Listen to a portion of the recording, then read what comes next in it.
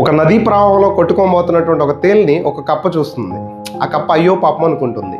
దాంతో ఆ తేలు ఏం చేస్తుందంటే ఆ కప్పని సహాయం అడుగుతుంది.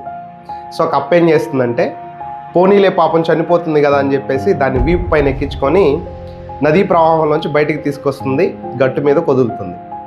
ఆ తేలు దిగుతూ వెళ్తూ గట్టిగా దాని కొండంతో ఆ కప్పని కాటేసి వెళ్ళిపోతుంది. సో దాంతో ఆ కప్ప అక్కడే ఫ్రాక్షన్ ఆఫ్ సెకండ్స్లో గిలగిలా కొట్టుకుంటూ చనిపోబోతూ ఒక మాట అడుగుతుంది.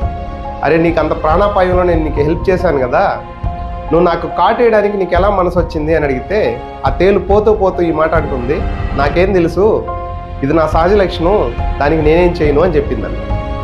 సో దీని ద్వారా మీరు ఏం అర్థం చేసుకోవాలంటే చెడ్డవాడని చెప్పేసి నువ్వు దగ్గరకు తీస్తే, చెడ్డవాడని చెప్పేసి వాడికి నువ్వు హెల్ప్ చేస్తే వాడి సహజ లక్షణం ఏ రోజుకైనా నీకు చూపించేస్తాడు. సో కాబట్టి వాడు చెడ్డవాడు మంచివాడు కాదని మీకు తెలిసిన తర్వాత వాడికి నువ్వు కొంచెం కాస్త దూరంగా ఉండడమే మంచిది. లేదనుకుంటే చివరికి వాడి ద్వారా జరిగే నష్టం చాలా పెద్ద మొత్తంలో ఆ కప్పగా జరిగే పరిస్థితే మనకు కూడా అవ్వచ్చు. So be careful.